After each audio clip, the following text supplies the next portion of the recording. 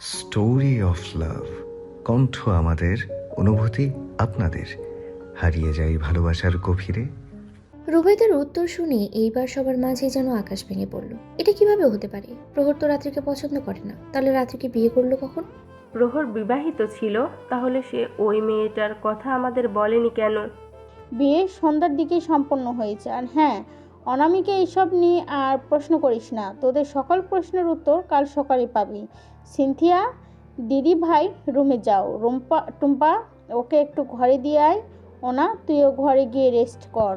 কথাটা বলে রুবাইদা চলে যায়। এদিকে প্রত্যুষীও অনামিকাকে ঘরে পৌঁছে দিতে চাইলে অনামিকা নাকচ করে দাঁড়িয়ে থাকে লনের মাঝে। প্রত্যুষী আর তেমন কিছু বলল না, সিনথিয়াকে নিয়ে টুম্পার রুমে চলে গেল। কাজটা ভালো করলে না প্রহর? আমার এত বছরকার সাজানো প্ল্যান মুহূর্তেই সমাপ্ত হয়ে গেল।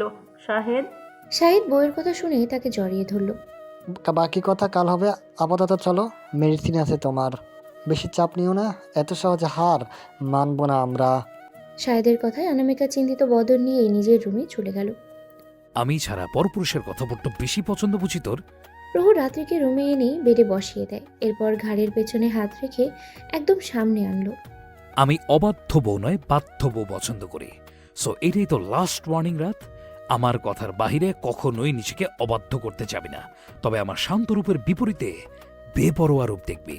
তখন শতবার অবাধ্য হলেও আমি আমার নিয়মে তোকে আমার বাধ্য করাবো। মাইন্ডেড? প্রহর তখন কথাগুলো বলেই রাত্রিকে ছেড়ে দিল।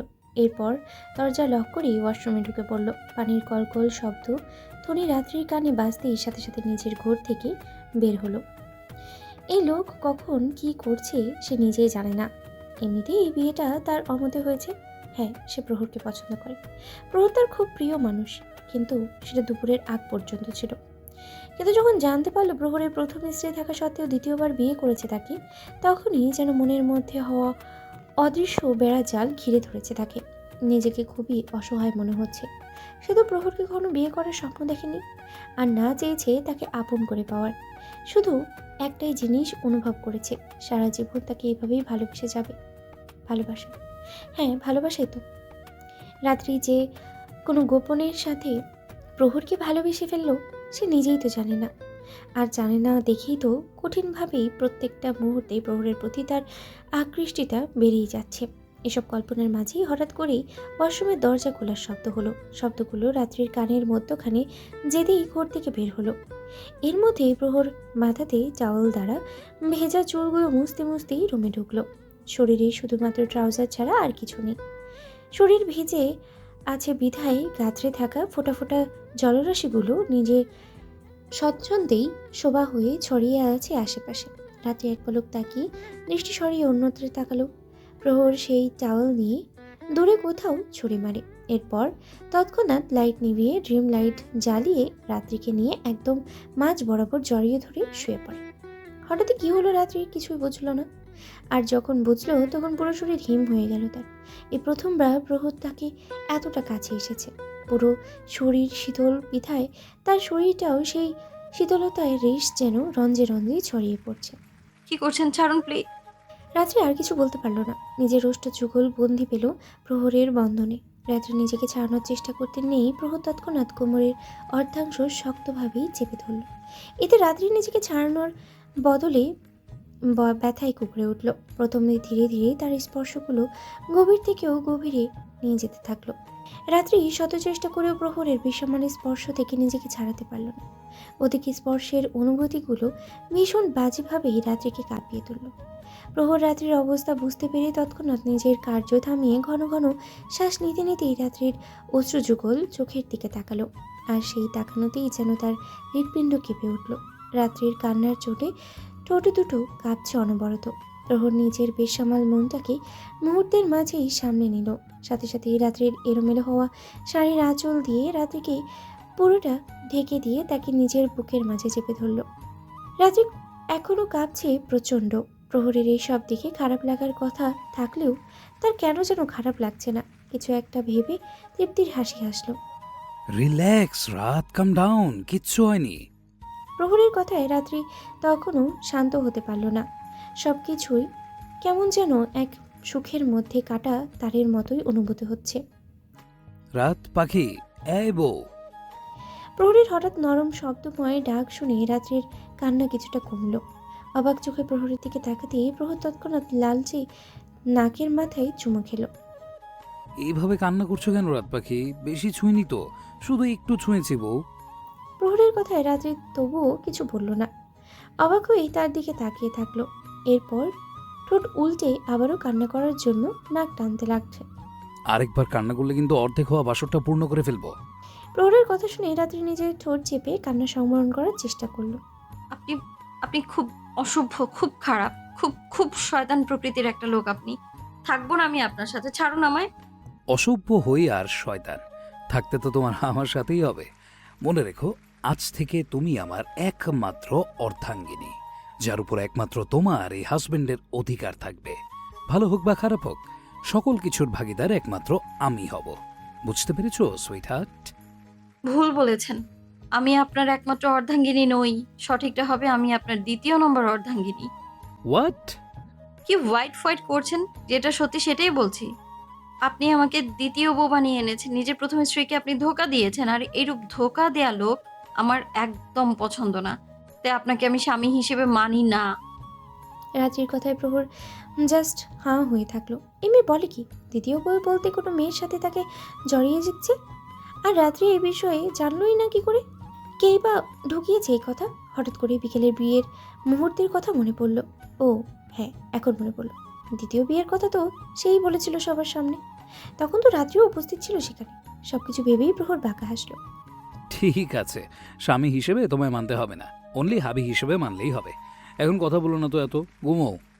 ঘুমাবো আমি। তাই নাকি? হ্যাঁ তাই, দরকার হলে সারা রাত জেগে থাকবো, তাও আপনার সাথে ঘুমাবো না। রাত্রির কথা শুনে প্রহর তৎক্ষণাৎ রাত্রিকে আবারও নিজের বক্ষবন্ধনীতে নিচে ধরল। ঠিক আছে, ঘুমাতে হবে না। এক কাজ করো, চলো অর্ধেক হওয়া বাসরটা সম্পূর্ণ করে ফেলি। কথাটা বলেই প্রহর যেই রাত্রির কাছে যেতে নেবে, অমনি রাত্রি দুই হাত দিয়ে প্রহরকে আটকে দিল ভয়ের তোক চোখে। না না। রাত্রির কথায় প্রহর ভ্রু কুঁচকে তাকালো। এরপর এক হাত দিয়ে রাত্রির এক হাত ধরে ছাড়তে চাইলেই রাত্রি ফের তাকে আটকে দিল। ঘুম পেয়েছে আমার, ঘুমাবো আমি। রাত্রির কথাটা বলতে দেরি, কিন্তু প্রহরের কার্য করতে দেরি হলো না। মুহূর্তের মাঝেই রাত্রিকে নিজের বুকে নিয়ে এলো। এরপর এসির পাওয়ারটা 18°C করে দিয়েই পাতলা কম্বল টেনে ঢেকে দিল। এভাবে জড়িয়ে ধরলে আমার ঘুম আসবে না তো, আমি এক পাশে ঘুমোচ্ছি তো। Shut up! প্রহরের জোরালো ধমকে রাত্রি কেঁপে উঠেই প্রহরের উন্মুক্ত পিঠে নখ দাবিয়ে দিল। চোখের মধ্যে হালকা অশ্রুরাও ভিড় করলো। আর একটা ওয়ার্ড মুখ থেকে বের করলে জাস্ট মুখের অদলেই থপড়িয়ে লাল করব। অধিক আদরে বাঁদর হলেও সে বাঁদরামির লাঠি কিন্তু আমার হাতে। কথা না বলে চুপচাপ ঘুমাও। কথাগুলো বলেই রাত্রিকে নিজের কাছে এনে আর একটু শক্ত করে জড়িয়ে ধরল। এদিকে রাত্রি আর কিছু বলার সাহস পেল না। এমনিতেই সে স্বল্প কথা বলে এই লোকটার সাথে, কিন্তু আজ এত কথা যে কিভাবে বলল কে জানে। নিজেকে আর ছাড়ানোর চেষ্টা করলো না। নানান জল্পনা কল্পনা করতে করতেই প্রহরের বুকেই ঘুমিয়ে পড়ল। প্রহর নিজেও ক্লান্ত ছিল বিধায় সেও ঘুমের দেশে তলিয়ে গেল।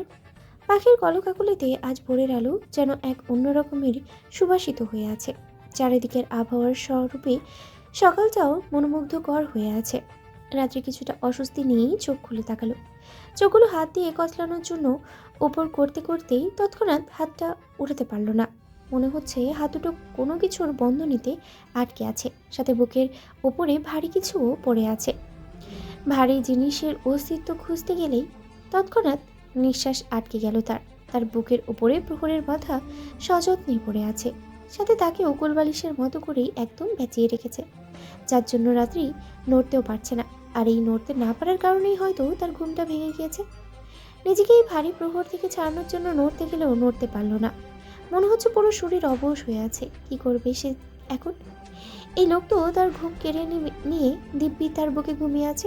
ওই অসভ্য কুম্ভকর্ণ, উঠুন শয়তান লোক, উঠুন।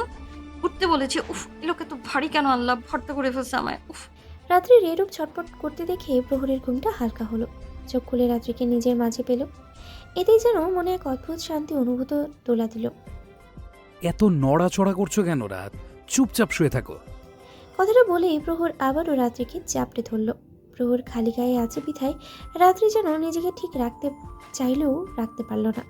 রাগে নিজের নাকের পাটা ফুলল। আপনি আমাকে ছাড়বেন নাকি আপনার সব চুল ছিঁড়বো আমি? রাত্রির রাগী কণ্ঠ শুনে প্রহর বিরক্ত হয়ে রাত্রিকে ছেড়ে দিয়ে উঠে দাঁড়ালো। বিরক্তিটা যেন পুরো শরীর বেয়ে উপরে উঠতে লাগলো। প্রহর উঠতেই রাত্রি নিজের ভেতরকার নিঃশ্বাসগুলো শান্তিতে ফেললো। এলোমেলো শাড়ি ঠিক করতে করতেই উঠে দাঁড়ালো। প্রহর আর পিছু ফিরল না, নিজের মতোই করেই একদম ওয়াশরুমে ঢুকেই শক্তভাবে দরজাটা অফ করে দিল। এভাবে দরজা বন্ধ করায় রাত্রির শাড়ি ঠিক করতে করতে কেঁপে উঠল। এই শয়তান কুম্ভকর্ণের আবার কি হলো? কিছুক্ষণ আগেও তো দিব্যি নাক ডেকে আমায় ভর্তা করে ঘুমাচ্ছিল। এখন আবার এভাবে রাগ কেন প্রকাশ করছে, তাও আবার বেচারা দরজার ওপর? কথাগুলো বলতে বলতেই রাত্রি রুমের দরজার দিকে এগিয়ে গেল। এরপর দরজা খুলতে চাইলেই সেটা মুহূর্তের মাঝেই বন্ধ পেল। কয়েকবার চেষ্টা করেও যখন পারল না, তখন হাল ছেড়ে দিয়ে বেডের কাছে গিয়ে বসলো। গাত্রে থাকা শাড়ির অবস্থা নাজেহাল, তবুও সেটা কোনো মতে পেঁচিয়ে রেখেছে। এর মাঝেই প্রহরকে বেড়াতে দেখলো। এরপর অফিস গেট আপে তৈরি হয়ে এসেছে। রাত্রির দিকে না তাকিয়ে ড্রেসিং টেবিলের সামনে গিয়ে নিজের কার্য করতে থাকলো। এরপর কার্য শেষ হলেই হাতের মধ্যে নিজের পছন্দের কালো বেল্টে টুডোর ব্র্যান্ডের ঘড়িটি পরে নিল। এরপর সামনে থাকা লুনা কার্বন বডি স্প্রেটি সযত্নে শরীরের চারদিকে হালকা দিয়ে রেখে দিল। রাত্রি সকল কিছু পর্যবেক্ষণ করতে থাকলো। এর মধ্যে বডি স্প্রে স্মেলটি তার নশাকেন্দ্রে প্রবেশ করতেই কেমন যেন এক নেশা নেশা অনুভূত হলো। মায়াবী চোখেই তাকিয়ে থাকলো প্রহরের দিকে। 10 মিনিটের মধ্যেই ফ্রেশ হয়ে এসো, কিছুক্ষণ পরে বেরোবো। প্রহরের গম্ভীর আওয়াজ শুনে রাত্রি নিজের মুগ্ধতার রাজ্য থেকে বের হলো। এতক্ষণ সে কি করছিল ভাবতে নিজে নিজেই লজ্জা পেল ভীষণ। এখনো বসে আছো যে? আমি কিন্তু এক কথা বারবার বলতে পছন্দ করি না রাত। প্রহরের ভারী আওয়াজ শুনে রাত্রি দাঁড়িয়ে পড়ল। দরজাটা খুলে দিন, আমি রুমে গিয়ে ফ্রেশ হব। তো এটা কি তোমার রুম মনে হচ্ছে না? আমি আমার রুমে ফ্রেশ হব। আর এখানে ফ্রেশ হয়ে পড়বোটা কি আমি? আমার তো এখানে কোনো জামা কাপড় নেই। রাত্রির কথা শুনে প্রহর নির্লিপ্ত ভঙ্গিতে রাত্রির সামনে দাঁড়ালো। তবে তার থেকে এক হাত দূরেই আছে বলা যায়। তোমার সকল জামাকাপড় পাশে ওয়ার্ড্রোবে আছে। আর হ্যাঁ, আজ থেকে তোমার রুম এইটা। আগে যেটাতে থাকতে সেটাতে এখন শ্যাডো থাকবে। আর শ্যাডো অন্য কারোর সাথে রুম শেয়ার করতে পছন্দ করে না। শ্যাডো কে? রাতে যাকে তোমার রুমে দেখেছিলে। প্রহরের কথায় রাত্রি চোখ বড় বড় করে তাকালো। মানেটা কি? তার রুমে ওই ভয়ঙ্কর কালো কুকুরটা থাকবে? তাহলে সে কোথায় থাকবে? ওই ভয়ঙ্কর কুত্তাটা আমার রুমে থাকলে আমি কই থাকবো? সেটা তুমি জানো তুমি কই থাকবে। আমি কিভাবে জানবো? বাড়িটা তো আপনার, আপনিই তো ঠিক করে দিয়েছিলেন সেই রুমে থাকার। তাহলে আমার কথা মতো যখন এতদিন ওই রুমে ছিলে, তখন এখনো আমার কথা মতো আজ থেকে এই রুমে থাকবে। এই রুম ছাড়া তোমার জন্য অন্য রুমে থাকা আজীবনের জন্য নিষিদ্ধ। আই হোপ বুঝতে পেরেছো আমার কথা। এখন তাড়াতাড়ি ফ্রেশ হয়ে এসো, আমার লেট হচ্ছে। এই ফকিন্নি, এদিকে আয়। হঠাৎ করে অনামিকার কথায় রাত্রি কেঁপে উঠল। মাথার ঘুমটা আর একটু টেনে আশেপাশে রুবাইদা প্রত্যাশাকে খুঁজল, কিন্তু পেল না। ভয় ভয় মন নিয়ে অনামিকার কাছে গেল।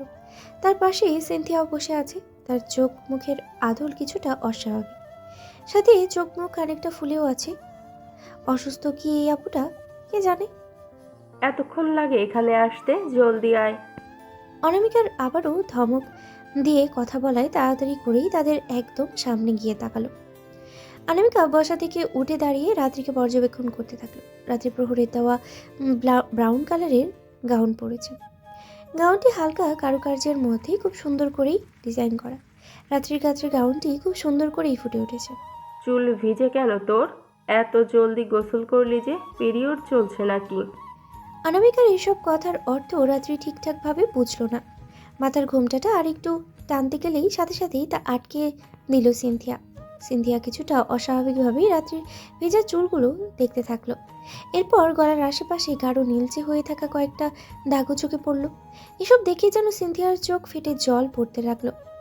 অনামিকা এসব দেখে যেন রাগে ফেটে পড়ল। কি দিয়ে বশ করেছিস আমাদের প্রহরকে? হ্যাঁ, সম্পত্তির লোভে ছেলেটার সাথে শুয়েছিস? এত শরীরের তেজ তোর? দাঁড়া, তোর শরীরের তেজ আজ আমি বের করে দিচ্ছি। কথাটা বলেই অনামিকা নিজের ভালো হাত দিয়ে রাত্রিকে আঘাত করতে নিলেই রাত্রি চোখ মুখ খিচে বন্ধ করে ফেলল। এর মধ্যে অনুভব করলো কেউ তাকে আগলে নিয়েছে। তার বুকে নিজের মুখের আদল চেপে আছে দেখেই সে সেই মুহূর্তেই গাঢ় নিঃশ্বাস নিল। চোখ মুখ বন্ধ থাকায় নশাকেন্দ্রে পরিচিত পারফিউমের সুঘ্রাণ ভাসতে থাকলো। তৎক্ষণাৎ চোখের আদল খুলেই জড়িয়ে থাকা ব্যক্তিকে দেখতেই তার চোখ মুখ কিছুটা স্বাভাবিক হলো। প্রহর তখন ইম্পর্টেন্ট কল আসায় বাড়ির বাইরে গিয়েছিল। কল কেটে বাড়ির ভিতরে আসতেই অনামিকা ও সিনথিয়ার কার্যকর্মগুলো সবই দেখেছিল। কর্মকাণ্ডগুলো সবই দেখেছিল। রাত্রি যে ওদেরকে ভয় পাচ্ছে সেই বিষয়টিও তার চোখে পড়েছে। আরে ওকে রাত। প্রহরের নরম কণ্ঠ শুনে রাত্রির কেন যেন আজ কান্না পেল। অনামিকা আর সিনথিয়ার এরূপ কথা আর আচরণ দুটোই তার নরম মনে আঘাত করেছে।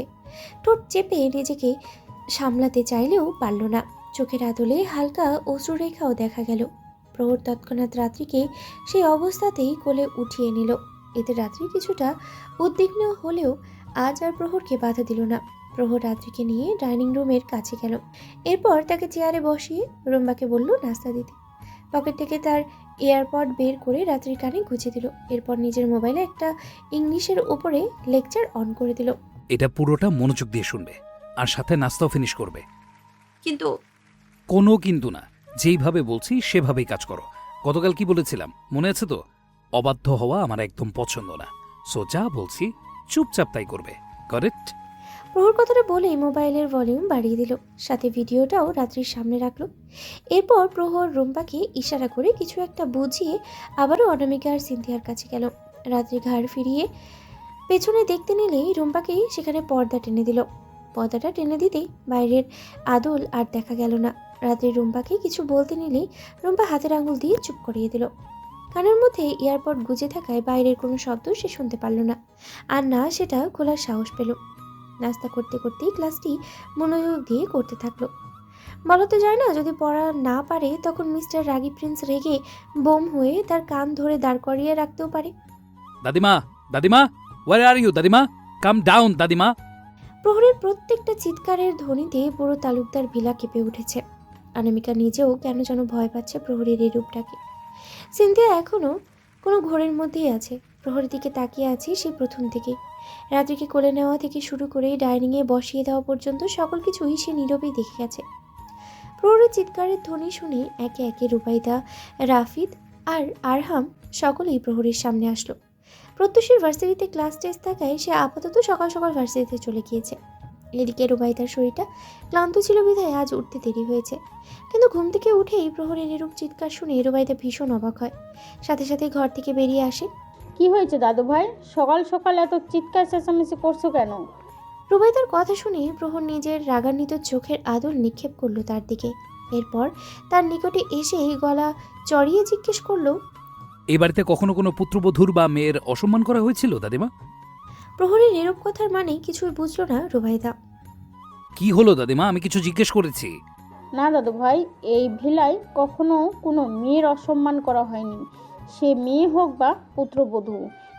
কথাটা বলার সময় রুবাইদা গলা কাঁপছিল। প্রহরকে স্বাভাবিক লাগছে না। সে যে কোনো কিছু নিয়ে ভীষণ রেগেছে তা ওর কথার টোন শুনেই বোঝা যাচ্ছে। আর তা যে রাত্রিকে নিয়ে তাও কিছুটা আন্দাজ করতে পারছে। ভাবনার মাঝেই প্রহরের আবারও গলা উঁচিয়ে কথা বলতে শোনা গেল। তবে তোমার অনা আর তার ভাসুরের মেয়ে সাহস কি করে পেল প্রহর তালুকদারের বউকে অসম্মান করার? How dare she! Speak up দাদিমা। প্রহরের এক একটা কথায় বাক্য পুরো ভিলার সাথে সাথে প্রত্যেকটা মানুষও কেঁপে উঠল। রুবাইদা প্রহরের কথা শোনা মাত্রই অনামিকার দিকে তাকালো। এইসব কি বলছো না? তুই রাত্রি দিদি ভাইকে কি বলেছিস? রুবাইদার কথায় যেন অনামিকা রাগে ফেটে পড়ল। যা বলেছি বেশ করেছি। ওই মেয়ের সাহস কি করে হয় প্রহরকে নিজের ফাঁদে ফেলার? ফাঁদে তো ফেললোই, সাথে একদম এ বাড়ির বউ হয়ে গেল। ওর কি যোগ্যতা আছে প্রহরের বউ হওয়ার? একে তো ফকিরনি, তার সাথে এই বাড়ির আশ্রিতা ছিল। আর আশ্রিতা হয়ে ওই মেয়ে যে এত বড় একটা ব্লান্ডার করলো, সেই ব্যাপারে তোমরা এখনো কিছুই বলছো না। তোমরা কি বুঝতে পারছো না মেয়েটা এই পরিবারটাকে জ্বালিয়ে দিতে এসেছে?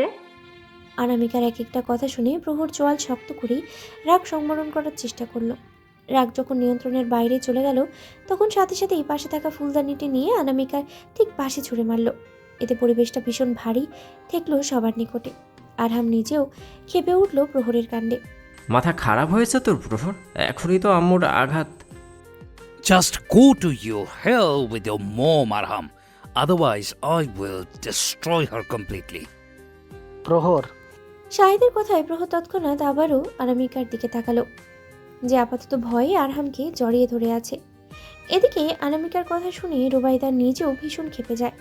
নিজের মস্তিষ্ক আর ঠিক রাখতে পারে না। মুহূর্তের মাঝেই অনামিকাকে আরহামের কোল থেকে ছাড়িয়ে বাম গাল বরাবর শক্ত একটা থাপ্পড় বসালো।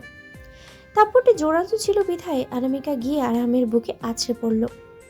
দাদিমা, আরামের কথায় রুবাইদা যেন আরো বেশি ক্ষেপে উঠল অনামিকার উপর। তুই কথাগুলো কিভাবে বলতে পারলি না? কিভাবে? রুবাইদার কথায় অনামিকা অবাক হলো ভীষণ। এই প্রথমবার রুবাইদা তার উপরে হাত তুলেছে, তাও আবার ওই ফকিন্নি মেয়েটার জন্য। বাহিরের একটা মেয়ের জন্য আমার উপরে হাত তুলতে পারলেন আম্মাজান? আমার থেকে ওই মেয়েটা বেশি তোমার কাছে আপন হয়ে গেল? রাত্রি বাহিরের মেয়ে নয়, সে এই পরিবারের রক্ত। তাই আরেকবার যদি ওকে ছোট করে কথা বলিস তাহলে আমি রুবাইদা চুপ থাকবো না। তুই ভালো করেই জানিস আমি অন্যায়কে কখনোই প্রশ্রয় দিই না। আর সেটা যদি হয় আমার নিজের রক্তের সাথে তাহলে তো আরও কঠিন হয়ে পড়ি। বারবার কিসের রক্তের কথা বলছো আম্মাজান? তুমি কি কোনোভাবে আমাকে বোঝাতে চাইছো যে আমি তোমার রক্তের না দেখে আমাকে তুমি বাহিরের মেয়ে বলছো? ভুলে যেও না, তোমার দুঃখের দিনে আমি তোমাদের পাশে ছিলাম বাহিরের মেয়ে হয়েও। রক্তের থেকেও বেশি প্রায়োরিটি দিয়েছি তোমাদের। ভুলে যাচ্ছ কেন আগের কথা? নাকি বলবো তালুকদার বংশের উপকারের কথা এতদিন তাড়াতাড়ি ভুলে যায়? অনামিকার কথাগুলো রুবাইদা শুনে অশ্রুযুগল চোখে তার দিকে তাকালো। আসলেই তো অনামিকা তাদের দুঃখের দিনে কম কিছু করেনি। দুধের বাচ্চাটাকেও তো সেই সামলিয়েছিল, কিন্তু এখন যে সে তার নাতনিকে অপমান করছে, নিজের রক্তকে অপমান করছে, তার কি উচিত এটাকে নিয়ে এত বড় সিক্রেট না করা? এরই মধ্যে প্রহর হাততালি দিতে দিতেই অনামিকা আর রুবাইদার মাঝখানে দাঁড়িয়ে পড়ল। মিসেস অনামিকা তবে পুরনো জখম তাজা করে নিজের দোষ থাকতে চাইছেন, কিন্তু আপনার এই পরিকল্পনা যে বিফলে যাবে দাদিমা রনা। আমি থাকতে যে আপনার উদ্দেশ্যকে সফল হতে দেব না মিসেস অনামিকা। কথাটা বলেই অনামিকার পাশে থাকা শাহেদের দিকে তাকালো, বাঁকা হেসেই। অনামিকা ইন্ডাস্ট্রিজের সাথে হওয়া সকল ডিল আজকে এই মুহূর্তে ক্যান্সেল করছি আমি। সাথে এই ডিলে যতগুলো শেয়ার ঝুলে আছে সকল শেয়ারের লোকসানের ভরপাইও আপনাদের উপরে ন্যস্ত করা হলো। আশা করি মিসেস অনামিকার উদ্দেশ্য বিফলে যাওয়ার জন্য এই কাজটাই যথেষ্ট। কথাটা বলেই প্রহর তৎক্ষণাৎ জায়গা ত্যাগ করে ডাইনিংয়ের দিকে চলে গেল। এদিকে সিনথিয়া যেন এক পাথর স্বরূপ হয়ে আছে। আশেপাশে সবকিছুই তার থেকে বিষাক্ত অনুভূতি হচ্ছে বিধায় সাথে সাথেই জায়গা ত্যাগ করে নিজের বরাদ্দ করা রুমে চলে গেল। এত সবের মাঝেই শাহেদ যেন দিশেহারা হয়ে গেল। প্রহরের ইন্ডাস্ট্রির সাথে তার ইন্ডাস্ট্রির কোটি কোটি টাকার ডিল আটকে আছে। এখন যদি সেই ডিল মধ্যখানে এসে প্রহর ক্যান্সেল করে তবে তাদের তো অনেক বড় লোকসানের সম্মুখীন হতে হবে। না না, সেটা কিছুতেই হতে দেওয়া যাবে না। যেভাবেই হোক প্রহরকে মানাতে হবে। ডিল যাতে ক্যান্সেল না হয় তার জন্য যদি অনামিকাকে ক্ষমা চাইতে হয় তাইলেও সে সেটাও করতে রাজি। এই ব্যবসাটা সে অনেক কষ্টে দাঁড় করিয়েছে। এখন যদি অনামিকার একটু ভুলের জন্য তার এত বড় সর্বনাশ হয় তাহলে কখনোই সে সেটা মেনে নেবে না। এখন যেহেতু পরিবেশ গরম, তাই বুদ্ধিস্বরূপ আর কথা বাড়ালো না। অনামিকাকে জোর করেই নিজের রুমে নিয়ে গেল। এদিকে আরহাম যেন নিজের রাগে কাঁপছে প্রহরের বিহেভিয়ারে। কাজটা তুই ঠিক করলি না প্রহর। গতকাল আমার মনে আঘাত করলে, আর আজ আমার মা বাবার উপর।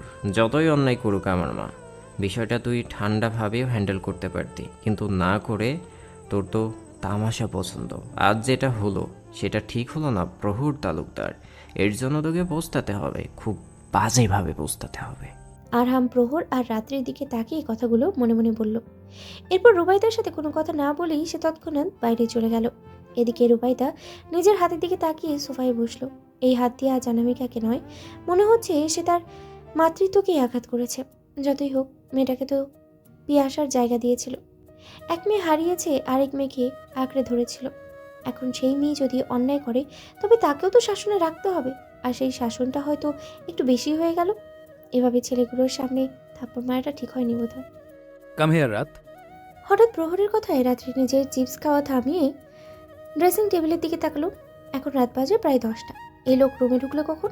আর সে টেরও পেল না। আসতে বলেছি তো। চিপস খাচ্ছি তো। রাত্রির বাচ্চা সুলভ কথা শুনে প্রহর ভুজ কুচকালো। আপনার স্বামী অফিস করে বাসায় এসেছে, কই আপনার স্বামীর সেবা যত্ন করবেন তা না করে আপনি মনের সুখে বাচ্চাদের মতো চিপস খাচ্ছেন। স্বামী? কে স্বামী? আমার কোনো স্বামী নেই।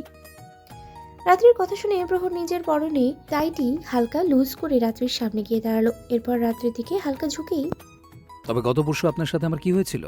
প্রহরের এভাবে কথা বলায় রাত্রি মুখে থাকা চিপসটি আর খেতে পারল না। ওইভাবেই ঠোঁটের মধ্যে রেখেই চোখ বড় বড় করে তাকালো। রাত্রির মুখে এভাবে চিপস রেখে প্রহর তৎক্ষণাৎ রাত্রির কাঁধে হাত গলিয়ে ঠোঁট ধরা চিপসের অংশটি নিজের মুখে নিয়ে নিল। চিপসটি ঝাল ছিল বিধায় কোনো মতেই সেটি খেয়ে নিল। রাত্রি এইবার আর অবাক হলো না। গত 2 দিন যাবৎ প্রহর হুটহাট তার নরম ঠোঁটে আক্রমণ চালায় বিধায় কিছুটা অভ্যস্ত হয়ে পড়েছে সে। তবে তার হৃৎপিণ্ড সেই অভ্যস্ততা মেনে নিতে পারল না। দম আটকে তখনই প্রহরের হাতে ঝাড়া মেরে উঠে পড়ল।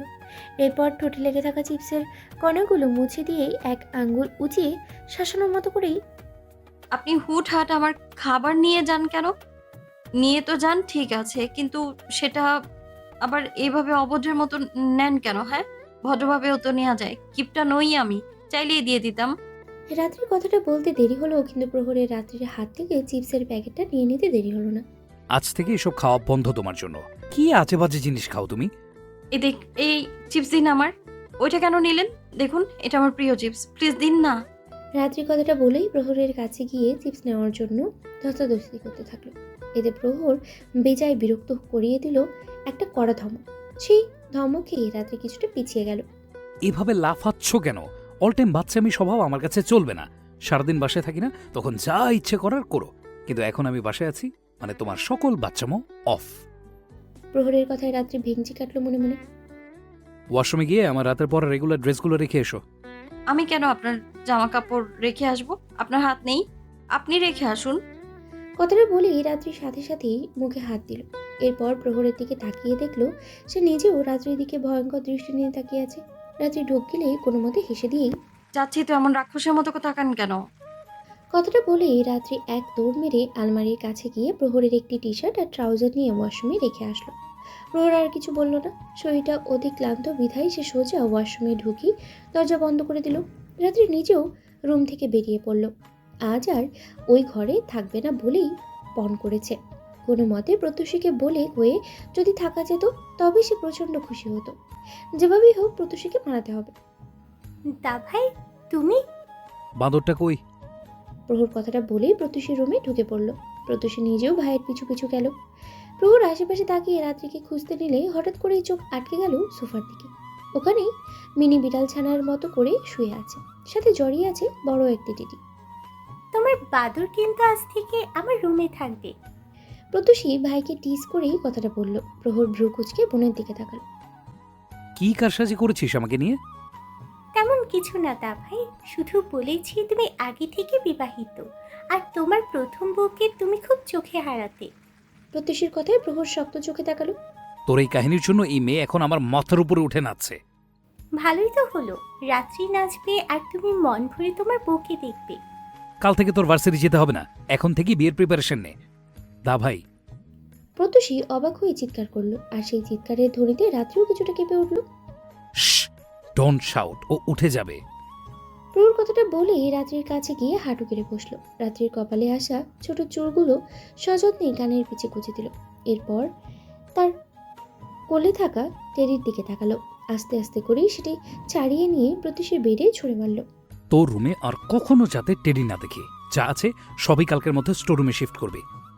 প্রহরের কথা শুনে প্রত্যুষী কোমরে হাত গুজিয়ে ভাইয়ের সামনে দাঁড়ালো। আমার টেডি আবার তোমার কি ক্ষতি করলো? তোর টেডি আমার ক্ষতি করেনি, বরং ভয়ঙ্কর রকমের অপরাধ করেছে। এখন কথা না বলে সামনে থেকে সর। আরেকটা কথা, আর কখনো এই বাঁদরকে তোর রুমে ঘুমাতে দিবি না, আর যদি দিস তবে তোর আর এই বাঁদরের জন্য ভয়ঙ্কর শাস্তি অপেক্ষা করবে। কথাটা বলেই প্রহর তৎক্ষণাৎ রাত্রিকে কোলে তুলে নিল। তারপর প্রত্যুষীর রুম থেকে বেরোতে বেরোতেই, এখন আর পড়তে হবে না, দরজা লক করে ঘুমোতে যা। কথাটা বলেই প্রহর রাত্রিকে নিয়ে বেরিয়ে গেল। এদিকে প্রত্যুষী ভাইয়ের এই রূপ দেখে অবাক হয়েছে ভীষণ, সাথে খুশিও হয়েছে। অবশেষে ভাই রাত্রিকে মেনে নিচ্ছে ধীরে ধীরে। এখনই যেভাবে রাত্রিকে চোখে হারাচ্ছে, এতে মনে হচ্ছে সামনে এদের কেমিস্ট্রি জমবে ভালো। প্রহর রাত্রিকে নিয়ে নিজেদের রুমে ঢুকতেই দরজা লক করে দিল। দরজার আওয়াজ বন্ধ হতেই পেছনে দাঁড়িয়ে থাকা সিনথিয়া হাত মুঠো করলো। এভাবে নিজের ভালোবাসার কোলে অন্য নারীর সংস্পর্শ দেখে চোয়াল শক্ত হলো। দাঁত কিরমির করেই নিজের রাগ সংবরণ করলো।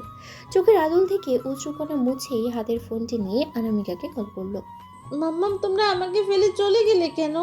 আমার এখানে মোটেও ভালো লাগছে না, আমি কালকেই টিকিট কেটে চলে আসবো। সিনথিয়ার কথা শুনে ওপাশে থাকা অনামিকা কিছু একটা বলল। এটা হয় না মাম্মাম, উনি এখন আরেকজনের হাজবেন্ড। আমি এটা করতে পারবো না মাম্মাম। উপাসা অনামিকার কথা শুনে সিনথিয়া অশ্রু চোখে প্রহরের বন্ধ দরজার দিকে তাকালো। ঠিক আছে, তুমি যেহেতু জোর দিয়ে বলছো, তখন আমি শেষ চেষ্টা করে দেখব। যদি তখনও কাজ না হয় তবে কিন্তু আমাকে আর বিডিতে আটকে রাখতে পারবে না।